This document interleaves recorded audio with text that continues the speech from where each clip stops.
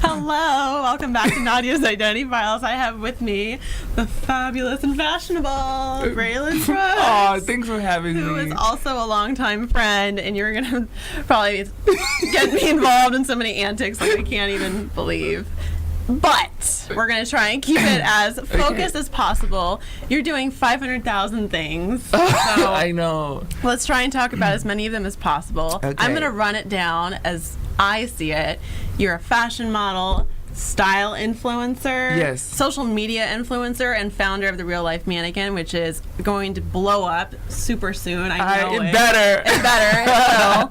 So tell me a bit about your journey. How did it all start? Well, initially, when I first moved to California, of course, just like everyone else, I was kind of finding myself. When did you move here? I moved here back in August of 2011. Oh my gosh. So I kind of already knew kind of what I wanted to do. Like I wanted to like model and be on television and act and things like that. But of course, when I got to LA, I was working at Sephora in Hollywood right here. Oh, you were? Oh, this one. Ooh. Yeah, and I remember looking out of the back window, and I called my mom one day. I said, "Mom, there's a red carpet event going on every single day. Right. I'm just gonna go dress up one day and crash an event." and my mom was like, "Well, how are you gonna get in?" And I was like, "I don't know. I'm just gonna tell them like I'm like a international fashion model or something. Like it'll work." So anyway, long story short, like I was notorious in my group of friends for crashing red carpet events, like Grammys, Golden Globes, Oscar parties, you name it. Like I was there, and just you went to all these events after just saying like, I am. Yeah, exactly. I'm Braylon. I'm an international. I would dress up, show up. Dress how awesome you are right now. And what would they say like at the door, at the rope, or just whatever? check a name off that wasn't even mine. Oh my God. Yeah, it worked. So I met Joanna, and I started, like I said, I started on YouTube initially, and I met Joanna at Madame Tussauds in Hollywood, which is an event that I crashed to. I was leaving work one night at Sephora. Joanna? Joanna's the founder of Scenester.tv, where I initially started doing the red carpet interviews. So I started doing that, and my following grew. I built a huge platform on YouTube with just curating content and interviews with celebrity and public figures at different events like Grammys, Golden Globe events, and you name it. Also, thank There's you. a character outside who's like literally showing his phone, recording us right now. So what had happened? So I am like I don't even know. So what had happened was. So eventually, we created my reel so it made it seem like it would appeal to sponsors to sponsor me for these award shows, because celebrities were commenting on what I was wearing and the outfits that I had. So it was a lot easier to get sponsors. Exactly. So we created the reel like that to make it seem like I was more important than the celebrity. That's hilarious. So it worked. So a lot of people wanted me to start a blog, and I was like, no, I don't want to do all that. But I was already creating content on my platform to where I was already taking pictures of my outfits in a certain way. On YouTube. Yeah. Well, on YouTube and on Instagram and Facebook. So I was already creating content really good with composition and color scheme and things like that. The way I was like expressing like my adventures throughout life. So it just was a natural progression to get into. And I started the Real Life Mannequin. I think I'm answering your other question. Yes. I started the Real Life Mannequin because of that. But essentially, I started the Real Life Mannequin because I was getting rejected so much, and I thought like, well, if nobody's going to give me a chance, if no modeling agency is going to sign me, then I am going to create my own platform and do my own outreach and do my own pitches to companies, because I have the platform and people are following me and people are interested in what's going on in my life. Absolutely. So I definitely want to inspire people to go out and obtain the things that they want. Why were these agencies rejecting you? I think, well, a lot of the time it was because, there were times where I went in the agency with my mom and they said, okay, you know what, we're up to here with African American models, so we can't eat anymore. And it's like, what is there? They have a certain cap or something? The thing is that what's the truth is that an agency could have, like, say if there's an agency, right, and they have 50 models. Let's just say an agency has 50 models. 40, we'll say 35 of those models are going to be white. Yeah, unfortunately. And the other 20 are going to be, or 15 are going to be, a quote-unquote minority model. Minority. So. And then they have them, I guess, sectioned off. Like exactly. They're going to have your archetypal. So you can have 50. So the standard for an ethnic model is quite high. Like you have to be incredibly beautiful. Like this is coming from the horse's mouth. Like agency, I forgot her name. she's like the founder of Premier Modeling Agency in London. She said the odds they cast the models that clients want. They can have like they said they can have 50%. 75% of white models, and then the other 25% could be black or ethnic or whatever. The thing is that they have to be incredibly beautiful, amazing body, basically outdo the white models, because you can have, like I said, 75% normal Caucasian models, but the ethnic models have to be like 10 times as good just to even be represented. So, and share a story then, how you essentially have taken you've developed your own brand to push past these barriers. I mean, obviously you called bullshit on this. You're like, you know what? People are responding to me, and I can do whatever I want. Like, I'm not going to let these people tell me that I can't do this. Exactly. So something happened to me when I was in Milan. You know, it was like a hot summer day in July, and I was doing this casting, and the Milanese sun is no joke, and it's humid. It's just like a hot mess. Sticky. Very. And I was standing in line for about 2 hours, and I remember this 2 hours, and just about before I was like the third or fourth person in line, and I knew the casting directors were coming out taking smoke breaks, so I know they see me by the third time. By the time I got to the front to be seen, she comes out and says, "I'm sorry, but no ethnic models." And you had been standing there for how long? 2 hours. Oh my God.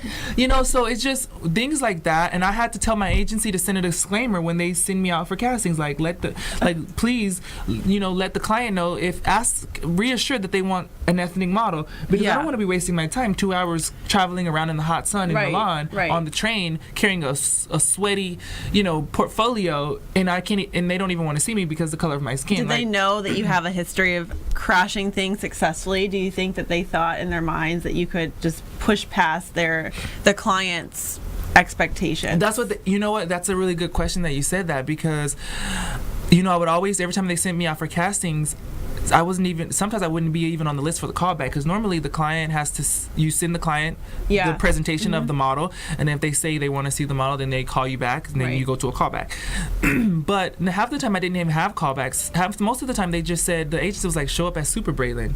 Like, that's what they called me. They said, show up as Super Braylon, and maybe you will get the job, because they believed in me that much to say, like, we believe in you, that you are worthy, and that's why I appreciate them, because they gave me an opportunity to work in the Italian market, and I'm thankful for that. So, but that's a really good question, because I've always pioneered my own way and made like my own thing happen. So it was kind of the same, I guess. So that was a good question. Thank you for.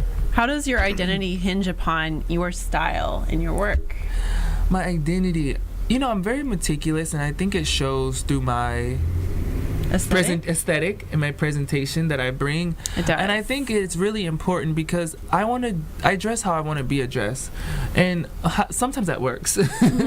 So I don't want people to come think. I want people to respect me, but not only especially right now, I'm raising the bar for many different chocolate boys around the world. I'm raising the bar and being, setting the standard is very important for me, and I think that rolls into identity, and I want that to be solidified and carried through many different people, so people can younger generations can look at me and say, wow, I want to dress like you, and I want to work just as hard as you to obtain my goals. And I think that's important to me, to inspire and encourage someone else. And that's a big part of my identity, because the Real Life Mannequin isn't about just me. It's a lifestyle. It's about encouraging and empowering people to do what they want to do, real life. Exactly. You know what I mean? It's all about being real life motivated. Right.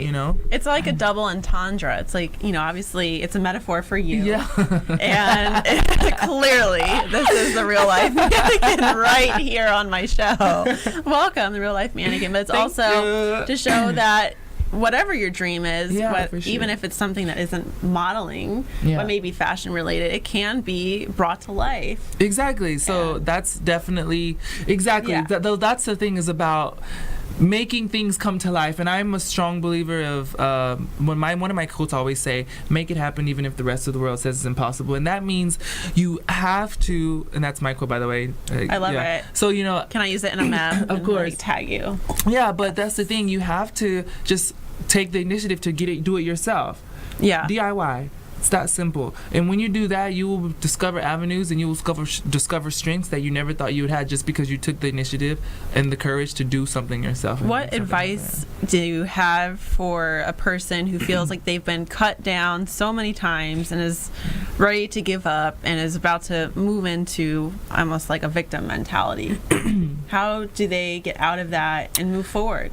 Well, I will say this because I was very close when I first got to LA. When I was growing up in high school, I wasn't very likable as a person. Like, people talked about me, called me faggot, gay, and all these things. And you grew up in the South. Yeah, I grew up in the South. Yeah, so I was very looked down upon in high school. I hated school. I would cut school because I hated it that much. Like, I really hated it. I think, and coming from that and moving into a city and being rejected as well, like being told no, and why you're being told no because of the color of your skin or your aesthetic, the way that you look. I think the Real Life Mannequin I think it was like a natural progression of something that was created an outlet for me to thrive. Yeah. And I think that's what we have to do is, like, if you give up, you prove them right. But if you keep going, you prove them wrong.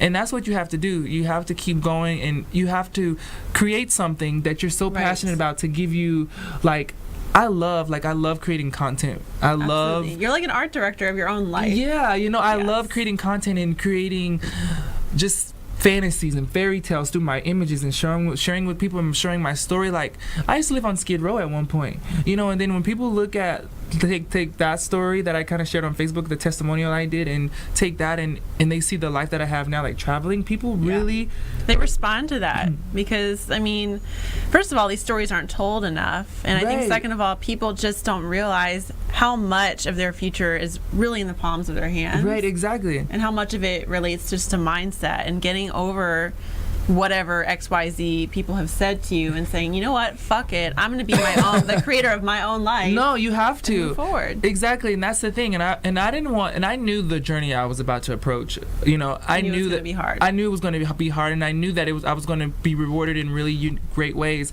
The thing is I just thought, like, I want people to know when they see these fabulous posts and they see me in these luxury hotels, I want them to know that there was a story attached to it. That I'm not just like some spoiled brat who just you come from humble roots. Exactly. It's like, hello, not everything is from like Z to Z. You went from A to Z. Exactly. Well, thank you so much. We're going to come back with a round table. Unfortunately, it's going to be a little brief, but it is going to happen. So stay tuned.